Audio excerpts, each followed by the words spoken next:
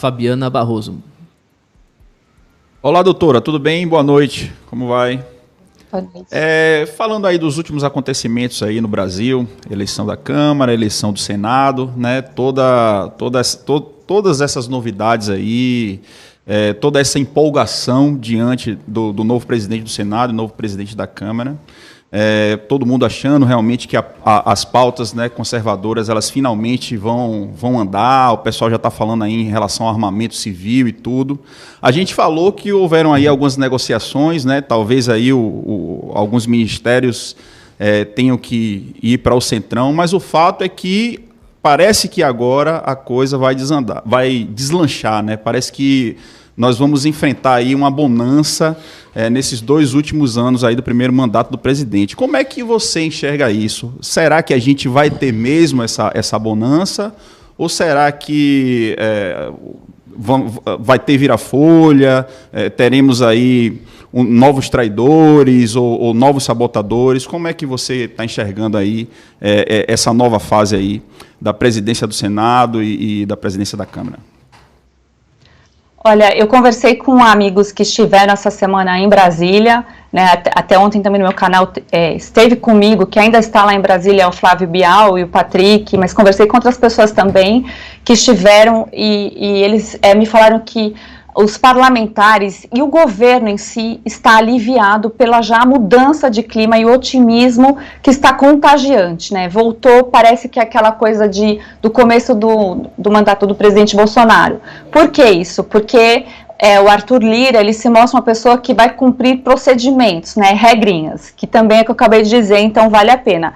Quanto a traidores, a gente está num jogo político estreito, a gente sabe as regras aí do establishment, e que tem muitos problemas com isso, né? Existe um enfrentamento frontal, né, em relação a tudo isso. Então, eu acho que novos traidores pode sempre acontecer. Mas, por outro lado, também a gente já está preparado. A gente já passou por situações aí, né, de Joyce, de Major, de pessoas que pularam da briga, do barco, deixaram a briga boa, e agora a gente vai ver um novo tempo.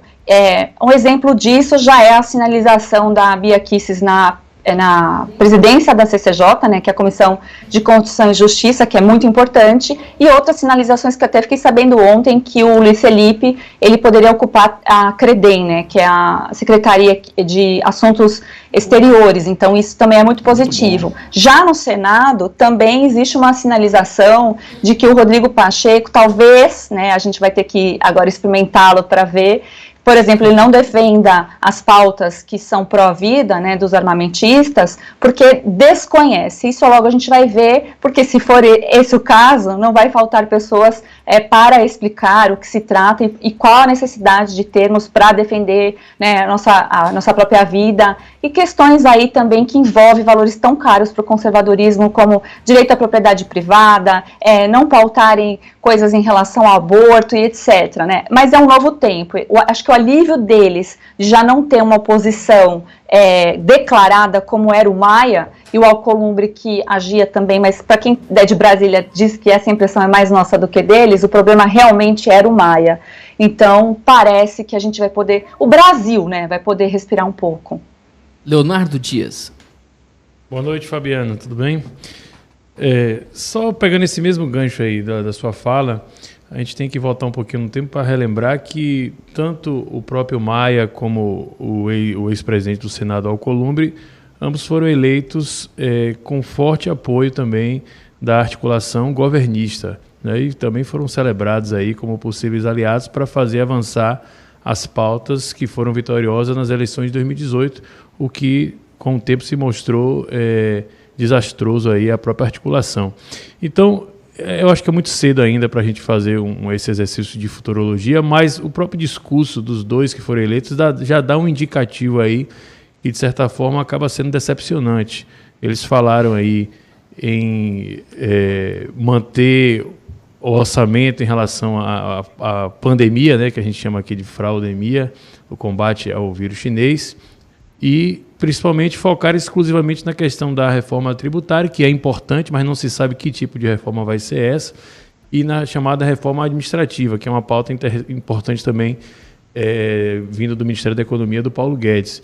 No entanto, desprezaram por completo a agenda conservadora, que inclui revogação do Estatuto de Desarmamento, ou pelo menos flexibilização, né, a questão relacionada à punição maior para os criminosos, e, enfim, toda a plataforma pela qual Bolsonaro se ancorou em 2018. Então, isso já não é um indicativo de que nós teremos aí talvez uma espécie de Maia 2.0, né?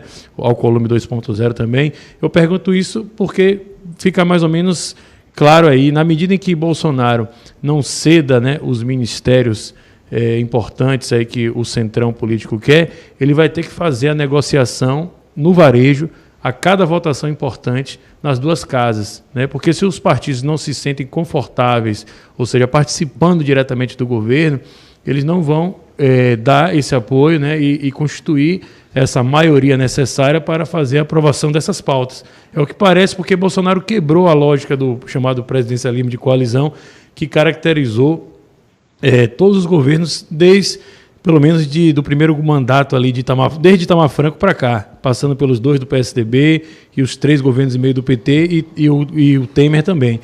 Então, ele colocou lá, esses generais, por exemplo, tem que voltar para casa, né, voltar a usar o pijama, e ele tem que ceder pelo menos 5, 6 ministérios ali para que esse centrão político construa essa maioria que aprove as pautas, como fizeram sem segredo todos os outros governos anteriores, né?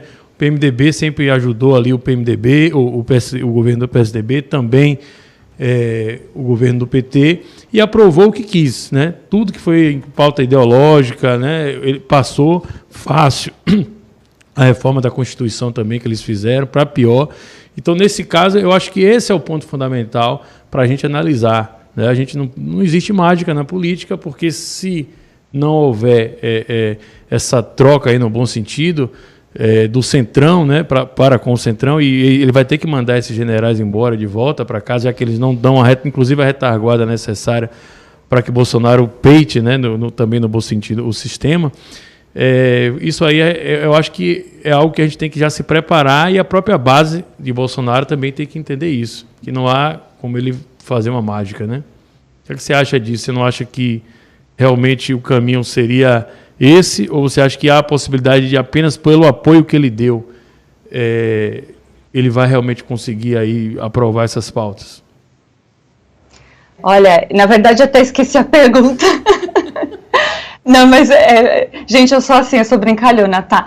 Mas eu tenho uma visão um pouco diferente. Eu acho que justamente pelos discursos de ambos, a gente não consegue ver muita coisa, porque os dois fizeram, tanto o Pacheco quanto o Lira, eles fizeram discursos proforme, né? Eu estou vendo mais realmente, até na própria Câmara, onde havia mais problema, já a sinalização e as movimentações de bastidores e acordos partidários, né? Isso sempre funcionou assim no Brasil, ainda até que a gente mude o sistema.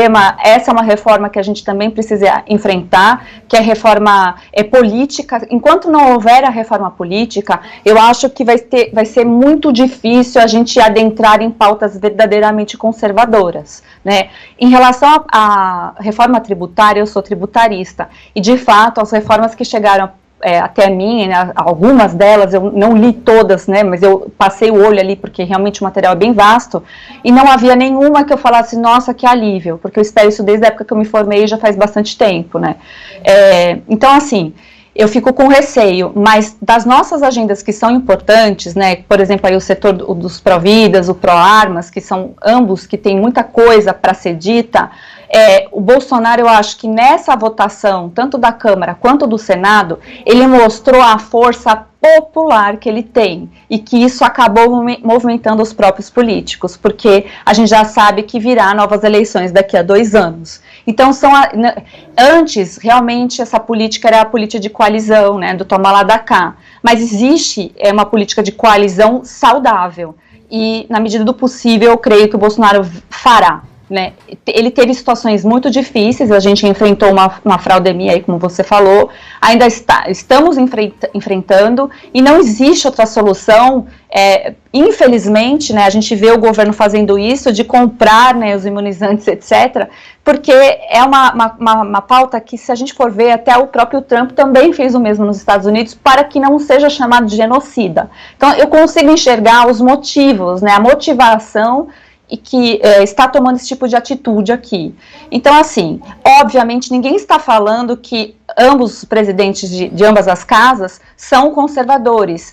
Um é do Muda Senado, que tem uma pauta que é até muito assim próxima ao que o Moro acredita, e na Câmara é a pauta do Centrão, que não tem nada a ver com conservadorismo. É realmente o nosso trabalho de fazer a pressão nos parlamentares, que agora vão ter um pouco mais de voz. Por exemplo, se for consumado a Bia Kicis como presidente da CCJ, é pela CCJ onde se entra a maioria das medidas, né?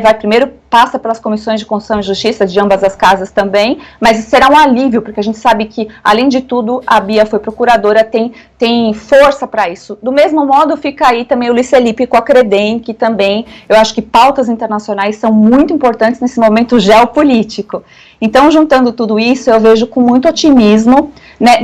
Eu não espero nada do Centrão, não espero nada dessas pessoas que foram eleitas, mas eu espero esse fôlego que eu já estou vendo, eu espero, então, que os parlamentares eleitos, que não traíram a base, porque sim, eles existem, eles façam alguma coisa e a população faça a parte que sempre fez de apoiar e apoiar muito bem, e eu vejo que esses 2 anos pode ser que algumas coisas muito boas para nós, aí as nossas pautas conservadoras, comecem a ficar um pouco mais fáceis de lidar, porque afinal a gente veio de 30 anos, né, de governos esquerdistas, ao menos. Pegando só um ponto bem específico aí, já que você citou a Bia Kicis, né, está cotada para ser a presidente da CCJ da Câmara, ela tem um projeto de lei que trata, a PEC, na verdade, né? A PEC a PEC da Bengala, que trata da redução da idade para a aposentadoria dos ministros do STF, né? Então, eu não sei exatamente quantos ministros seriam ali substituídos, né? Já dentro do governo Bolsonaro, pelo menos do segundo mandato, se essa PEC fosse aprovada. O problema é que, para que essa PEC seja aprovada, ela tem que ser aprovada por maioria absoluta, em 2 turnos, nas 2 casas, né? Tanto na Câmara quanto no Senado. Por outro lado, para fazer um impeachment de ou até de todos os ministros do STF, você precisaria de apenas uma única sessão no Senado Federal com a maioria simples, né, dos presentes. Então não é um contrassenso, inclusive, porque a votação que elegeu o presidente do Senado já foi uma votação com a maioria mais do que absoluta. É claro que ele contou também com o apoio de alguns votos da própria esquerda, né, que talvez fossem desfavoráveis em possível impeachment, né? Nós já temos aí um novo pedido de impeachment, são inúmeros, mas acho que o Roberto Jefferson, através do PTB, já lançou um aí para o Senado. Então, não seria, se essa realmente efetivamente for uma pauta, não seria o caminho mais adequado do que ficar querendo aprovar uma PEC? Porque para aprovar uma PEC você tem que ter o quê? 300 e... no caso, foi um voto, não sei exatamente, tem que fazer a conta aí, 2/3, né? Maior do que o número de votos que elegeu o próprio Arthur Lira na Câmara, e depois, como eu disse, voltar para o Senado 2 turnos, não tem muito sentido, né? E aí, por outro lado, já havia uma pressão do próprio STF, dos membros do STF, para que a Bia não assuma a CCJ, porque isso revelaria, em tese, já uma afronta, né? Ou seja, não há uma ingenuidade aí da direita nesse sentido de ficar indo pelo caminho que é muito mais difícil do que realmente já de fato fazer uma articulação mais objetiva, se esse realmente for um cenário razoável e plausível de se concretizar? A PEC da Bengala eu vejo também de uma outra forma, né?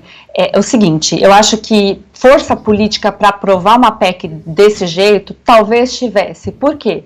Porque todo mundo sabe que não está tendo check and balances, né? Que são o controle de constitucionalidade entre os poderes, entre os 3 poderes, né? O executivo está sendo super controlado, o legislativo também foi controlado, a gente tem exemplos recentes disso, e quando chega no judiciário, que seria o Senado a fazer, não faz, né? Que é colocando o impeachment em pauta, né? Vários pedidos de impeachment por diversos motivos de diversos ministros, e sempre teve, e foi arquivado, e já tem novos, e assim será.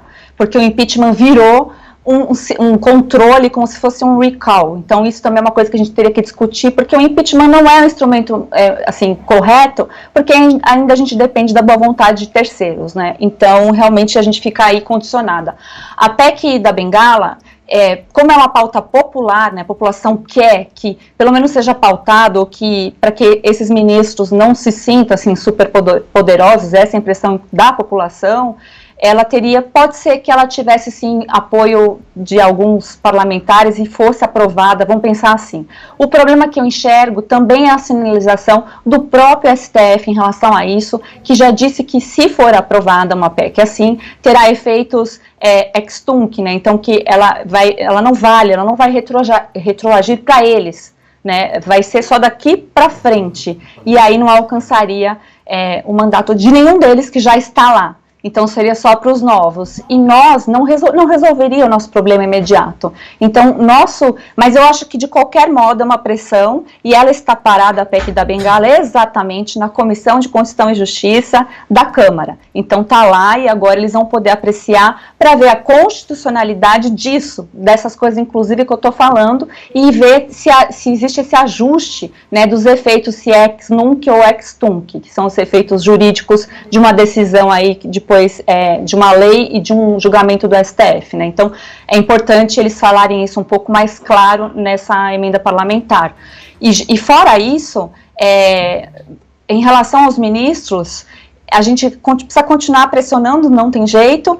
E isso que você falou, que existe uma pressão do STF, eu também soube, até pela própria deputada, que disse que ela acredita que não é exatamente isso, que a pressão que ela está sofrendo é da banda ali que discorda do PSL, né, ainda é um problema partidário, e também da mídia, da extrema mídia, que tem feito uma pilha aí, contando várias coisas, sendo que, para quem circulou nos corredores de Brasília, disseram que é bem pelo contrário, que a maioria já aceita a Bia como presidente ali da CCJ. São 7h48, estamos entrevistando a doutora Fabiana Barroso. Ela é advogada conservadora, advogada ativista conservadora.